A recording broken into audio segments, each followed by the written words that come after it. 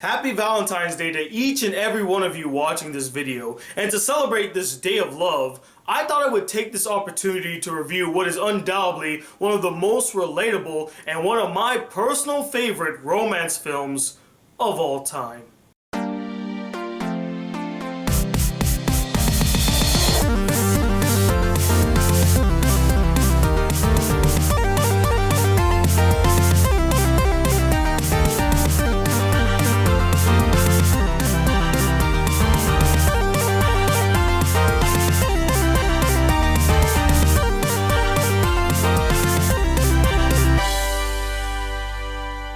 Now before I begin this review, I want to give a shout out to my coworker Annabelle, who requested me to watch and review this film for Valentine's Day. I had already planned to do so, but she added the extra push. And this film also turns out to be her all-time favorite romance film as well. So Annabelle, here you go. Hey guys, the Black Critic Guy here on this very lovely day to give you all a review of 500 Days of Summer. So the film 500 Days of Summer chronicles the beginning and the eventual end to the relationship of Tom Hansen and Summer Finn, displaying the good, the bad, and the extremely ugly sides of their relationship. I remember the first time I saw 500 Days of Summer as a senior in high school and being absolutely blown away at how extremely relatable every single element in the film was to me. It was the first film, the first romance film that really spoke to me. It hit me where I lived. I related to almost every element to the main character, the self-doubt that he went through, the insecurity that he felt, the heartbreak that he went through, the situations he would end up with. And seeing the film again after almost 4 long years have passed, I have to say, this film has held up tremendously well and still retains the title as the most genuine and relatable film I have ever seen.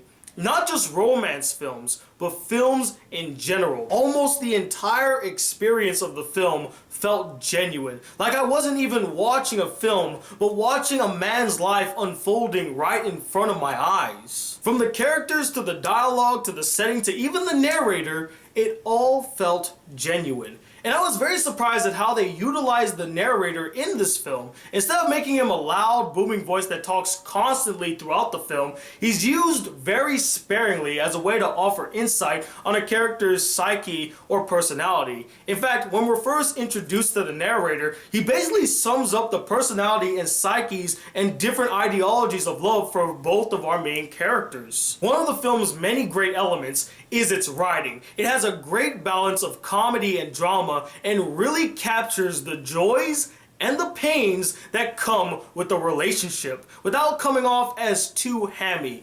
I would say that that one dance sequence in the film did come off as a bit over the top and cheesy, but given the situation, it makes sense. You ever just been super duper happy that you just started, skipping or singing a song? I know that has happened to me a couple of times, again, going back to the relatability of the film. And honestly, it felt like the writing truly came from the heart, like the writers were writing based on experience. And that is clearly shown in that one scene that I've talked about a million times, where our main character has this whole expectation of what's gonna happen at this party and then what the reality is.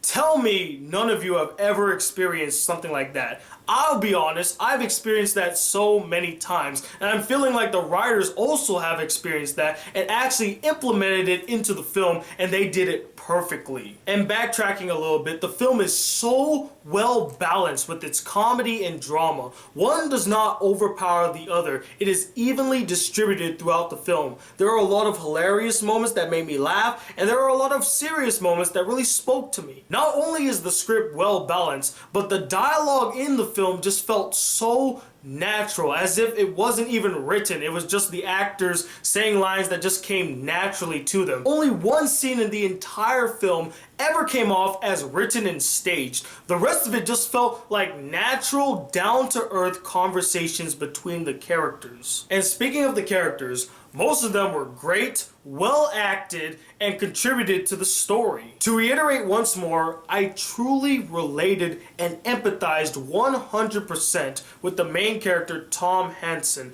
In fact, his personality is almost exactly like mine. He's very passive and unsure when it comes to girls, yet he's also a hopeless romantic and very playful with girls. This was the performance that really put Joseph Gordon-Levitt on the radar. Not only for myself, but also for Hollywood. We started to pay attention more to this guy, and we saw great potential in him because he gave a very dynamic, down-to-earth, vulnerable performance in this film that really touched me. It really showed me that Joseph Gordon-Levitt is a great and fantastic actor that can really put a lot of effort in his performance. But that's not to say that Zooey Deschanel didn't bring her A game to this film as well. This is without a doubt the best performance she has given in her entire career, because in all of her other performances it always felt forced or wooden. It just didn't come off as natural, and it just felt like she was trying to play a certain role and it just didn't speak to me.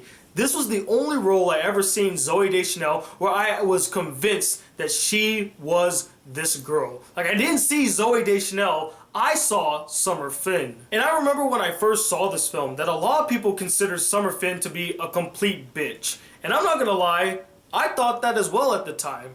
But I came to realize that she really wasn't a bitch. She was very straightforward in what she wanted in this relationship. She wasn't dragging him along for the ride. She told him straightforward that she wasn't looking for a relationship and she just wanted to have fun. It was Joseph Gordon-Levitt's character's fault that he fell deeply in love with her as this relationship was going on without giving himself a safety net. In fact, the most pivotal moment in the entire film happens in the front of the karaoke bar where Summer asks Tom directly whether or not he likes her. And his response sets the tone for their entire relationship. This scene flew over my head. I did not even notice or even remember this scene, but this scene is so monumental. It is the key moment of the film, and it really explains a lot, guys. It explains so much to me, and I was like, wow.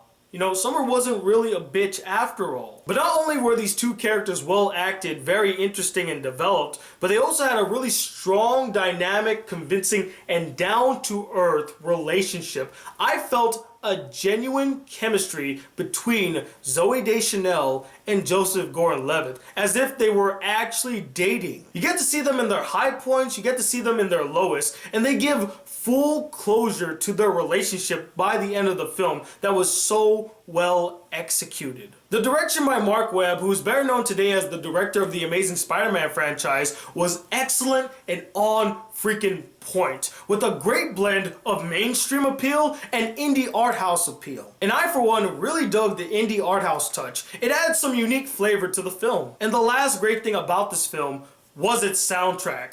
So many memorable and catchy songs by some interesting indie artists. I fell in love with the soundtrack when I first heard it. My favorite song in the entire film is a song called Sweet Disposition by Temper Traps. It is a fantastic song. If you have not heard it, I'll put a link to it in the description. Go check it out for yourself. Go buy the song on iTunes. It's a fantastic song, and it is actually one of my favorite songs of all time now. And as much as I truly love this film to death, I do have one major glaring issue with the film. And you might take this as a nitpick, you may not agree with me, you might actually like it, but I personally felt like that it was so out of place and just made me feel like I was watching a movie.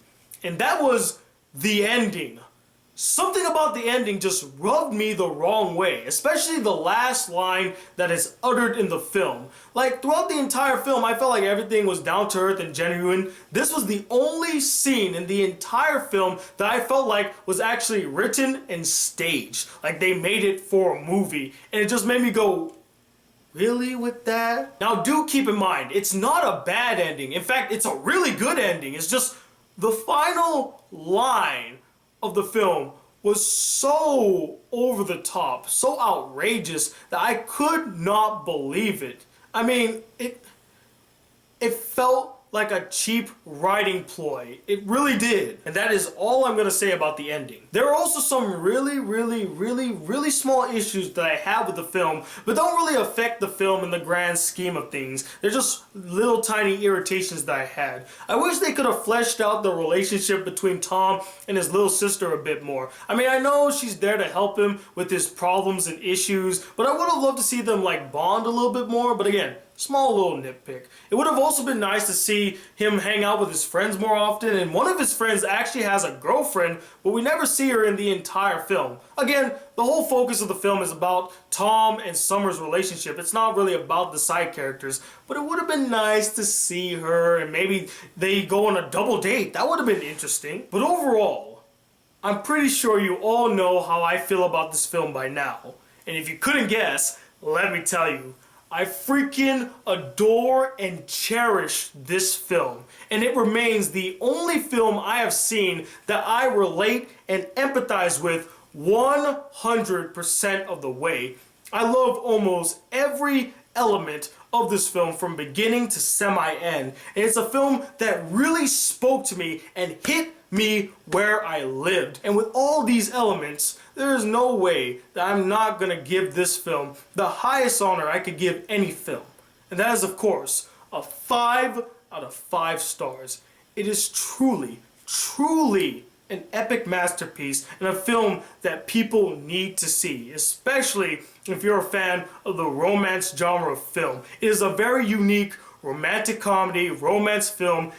It is fantastic. That's the best way I could put it. And if I were to recommend a film that is very similar to 500 Days of Summer, and it's really hard to find one, but the only one that comes to mind is Blue Valentine, which is a more serious and darker version of 500 Days of Summer. But anyway, I would love to hear your guys' thoughts on this film. Do you love and cherish it as much as I do, or did you find it really bland and you just couldn't get into it? And what is a film that you related and empathized with 100%? Comment below and let me know. And let me know, what are you doing for Valentine's Day? Are you going out? You hang out with friends? Are you just watching YouTube videos? Be sure to let me know in the comments. And stay tuned, I have one more video for you guys for Valentine's Day. Think of it as an extra chocolate that I'm sending you guys because I love you guys so much. And until that video comes, guys, if you would like to be a part of the Black Critic crew and not miss out on a single new video for Romance Month, please hit that subscribe button below. Like this video if you really enjoyed it. And I'm talking about the second, the Black Critic Guy. Till then, peace, YouTube.